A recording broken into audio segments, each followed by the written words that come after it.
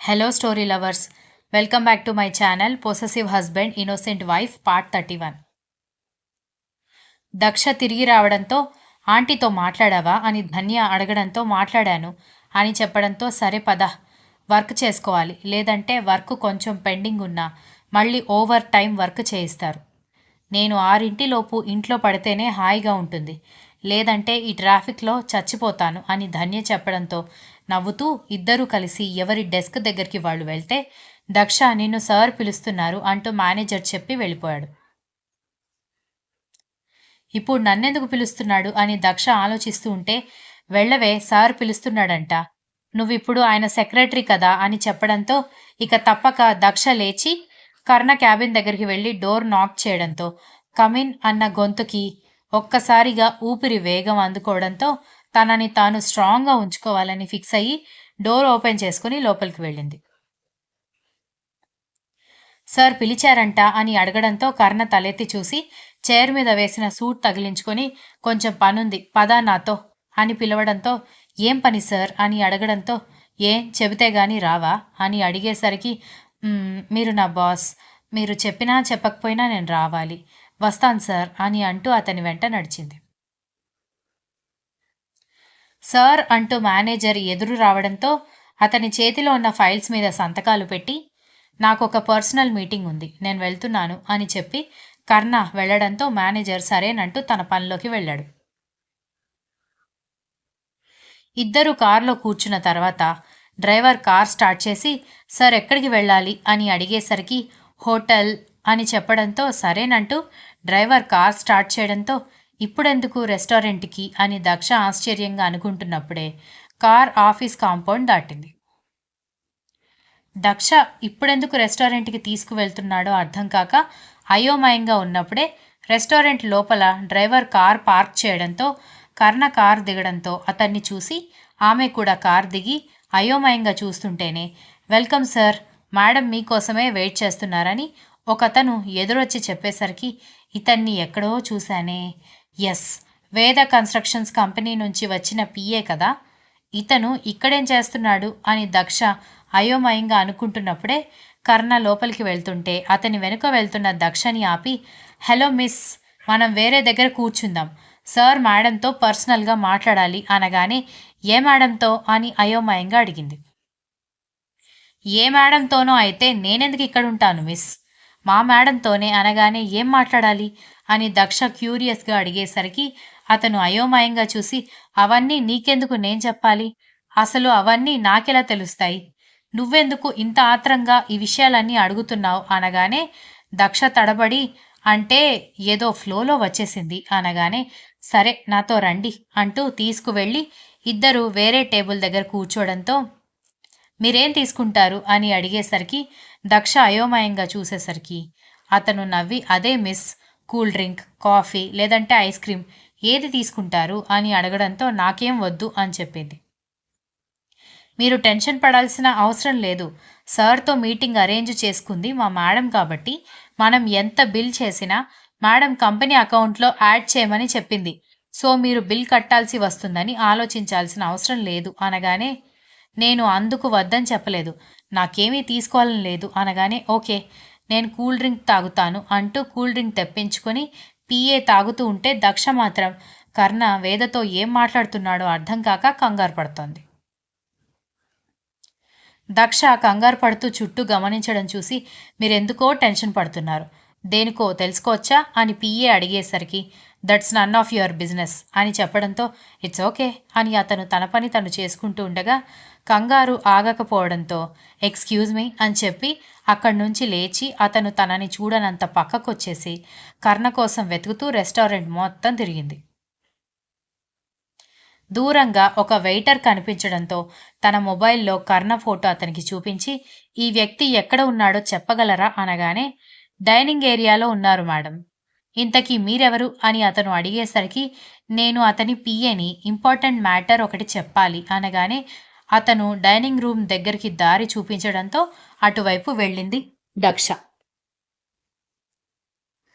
కర్ణ వేద కూర్చుని మాట్లాడుకుంటూ కనిపించేసరికి తనని చూస్తే గుర్తుపట్టేస్తారని గబగబా వేసుకున్న చున్నీ తీసి తలకి చుట్టూ కట్టుకుని తనని గుర్తుపట్టకుండా ఫేస్ అంతా కవర్ చేసుకున్న తర్వాత వాళ్ళ టేబుల్ వెనక్కి వెళ్ళి కూర్చోవడంతో వెయిటర్ వచ్చి ఏం కావాలి మేడం అని అడిగేసరికి నాకేం వద్దు అని చెప్పి వాళ్ళ మాటలు వినడానికి ట్రై చేసింది. కర్ణ నాకేం చెప్పాలో ఎలా చెప్పాలో ఏమీ అర్థం కావడం లేదు. కానీ ఖచ్చితంగా నా మనసులో ఉన్న మాట నీతో చెప్పాలి అనగానే హమ్మయ్య ఇంకా విషయం పూర్తిగా చెప్పకముందే వచ్చాను అని దక్ష అనుకుంటూ ఉండగానే I think I'm in love with you అని వేద చెప్పడంతో దక్ష షాక్ అయితే వాట్ ఆర్ యూ టాకింగ్ అని అన్నాడు Karna. Yes I think I'm in love with you అనగానే మనం ఒక్క మీటింగ్ మాత్రమే అటెండ్ అయింది. అందులో మొత్తం విన్నది ప్రజెంటేషన్ మాత్రమే. పర్సనల్ ఇంటరాక్షన్ ఏమీ లేదు. ఇంతలో లవ్ ఏంటి అని అడిగేసరికి లవ్ ఎట్ ఫస్ట్ సైట్ అనగానే లవ్ ఎట్ ఫస్ట్ సైట్ అంట. తొక్క తోటకూర ఏం కాదు. అయినా ప్రపంచంలో ఇంతమంది ఉంటే అందరికీ ఈయనగారే దొరుకుతారు అదేంటో అనుకుంటూ ఉండగానే కర్ణ నీ రిప్లై ఏంటి అని అడిగింది వేద. నీ టైం నువ్వు వేస్ట్ చేసుకుంటున్నావని చెప్తాను అనగానే అదేంటి కర్ణ నేను నీకు నచ్చలేదా? నాకేం తక్కువ? I'm very beautiful. నీలాగే మా ఫాదర్ కంపెనీస్ అన్నిటినీ నేను మేనేజ్ చేస్తున్నాను. అండ్ నాకు కూడా ఈ బిజినెస్ వరల్డ్లో మంచి పేరుంది.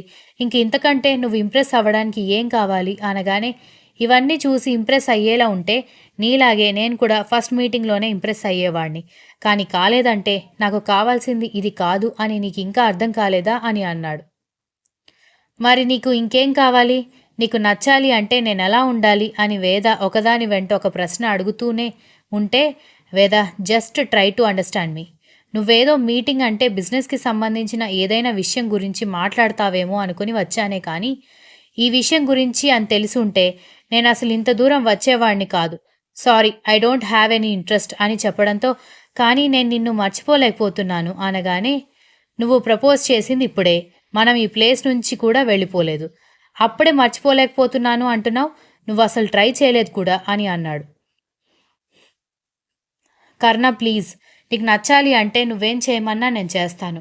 నీకు నచ్చేలా నేను మారుతాను అని చెబుతూ ఉంటే చూడు నాకు ఇలా హైఫైగా ఉండే అమ్మాయిల మీద పెద్దగా ఇంట్రెస్ట్ ఉండదు. హోమ్లీగా ఉండాలి, ట్రెడిషనల్గా ఉండాలి. I like those kind of girls అని చెప్పడంతో అయితే నేను ట్రెడిషనల్గా ఉంటే నీకు నచ్చుతానా అనగానే వేద అని కర్ణ చెబుతుంటేనే అయితే నేను నిన్ను సర్ప్రైజ్ చేస్తాను చూడు అని వేద అక్కడి నుంచి వెళ్ళిపోవడంతో కర్ణ అసహనంగా కూర్చుండిపోయాడు. దక్ష వెళుతున్న వేదని చూసి తల పట్టుకుని నాకు ఇష్టం లేదు మొర్రో అని మొత్తుకుంటూ ఉంటే అర్థం చేసుకోదేంటి పిల్ల? బాబోయ్ ఇలా ఉన్నారేంట్రా బాబు అని అనుకుంటూనే వామ్మో ఈయనగారు బయటకొచ్చి నేను కనిపించకపోతే అనుమానం వస్తుంది, నేను వెళ్ళిపోవాలి అనుకుంటూ గబగబా ఆ హాల్ దాటి బయటకొచ్చేసి చున్నీ విప్పేసి వేద పిఏ కూర్చున్న చోటికి వెళ్లడంతో ఎక్కడికి వెళ్లారు మిస్? ఇంతసేపు ఎక్కడున్నారు అని అడిగేసరికి రెస్ట్ రూమ్కి వెతుక్కుంటూ వెళ్ళాను అని చెప్పింది. ఓ ఓకే అని పిఏ చెబుతున్నప్పుడే ప్రసాద్ వెళ్దాం పదా అని వేద రావడంతో మేడం మీటింగ్ సక్సెస్ అయిందా అని అడిగేసరికి అట్టర్ ఫ్లాప్ అయిందని దక్ష నవ్వుకుంటూ ఉంటేనే వేద ఎందుకో దక్ష వైపు చూసి అక్కడి నుంచి వెళ్ళిపోవడంతో ఏంటి అలా చూసింది? కొంపదీసి నన్ను గుర్తుపట్టేసిందా అని అనుకుంటూ ఉండగానే కర్ణ బయటకొచ్చి ఇంతసేపు ఎక్కడున్నావు? నాతో పాటు వచ్చేది లేదా అనగానే నేను వద్దామని అనుకున్నాను కానీ మీ గర్ల్ ఫ్రెండ్ పిఏ నన్ను రానివ్వలేదు అని అంది వెటకారంగా.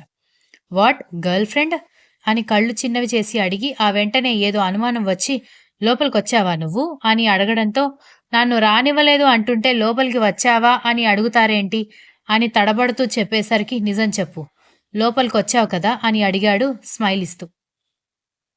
లేదు నేను రాలేదు అని దక్ష కంగారుగా చెబుతుంటే మరి బిజినెస్ క్లయింట్ కాస్త గర్ల్ ఫ్రెండ్ అని ఎలా అన్నావు? తను లోపల నాకు ప్రపోజ్ చేయడం నువ్వు విని ఉండాలి, లేకపోతే అంత స్పాంటేనియస్గా గర్ల్ ఫ్రెండ్ అని అనడం రాదు నీకు అని అన్నాడు. దక్ష ఎందుకే నీకంత టంగ్ ఇచ్చింగ్, నోరు మూసుకుని ఉండొచ్చు కదా అని తనను తాను తిట్టుకుంటూ నేను రాలేదు మనకి టైం అవుతోంది ఆఫీస్కి వెళ్ళాలి అని చెప్పడంతో కర్ణ నవ్వుకుంటూ బయటికి వెళ్లడంతో అతన్ని ఫాలో అవుతూనే తల కొట్టుకుంది దక్ష. కారులో కూర్చున్న తర్వాత తన హాస్టల్ దగ్గరికి తీసుకువెళ్ళు అని చెప్పడంతో సార్ ఆఫీస్ అంటూ ఉంటే టైం చెక్ చేసుకో, ఆఫీస్ టైం అయిపోయింది అని కర్ణ చెప్పడంతో టైం చెక్ చేసి ఆఫీస్ టైం అయిపోవడంతో టైం కూడా గమనించలేదా నేను అనుకుంది దక్ష.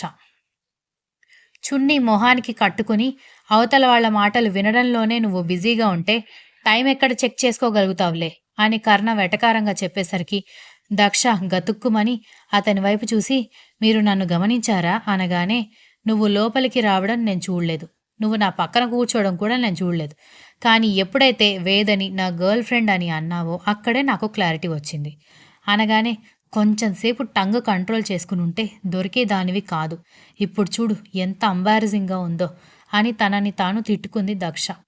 కర్ణ తనలో తానే నవ్వుకుంటూ ఇప్పటికైనా నిజం ఒప్పుకో, ఎందుకు ఇంకా ఈ హైడ్ అండ్ సీక్ గేమ్ ఆడుతున్నావు అని అడిగేసరికి ఏం నిజం ఒప్పుకోవాలి అని అడిగింది Daksha. Continuous. If you like the story please like, share, comment and don't forget to subscribe.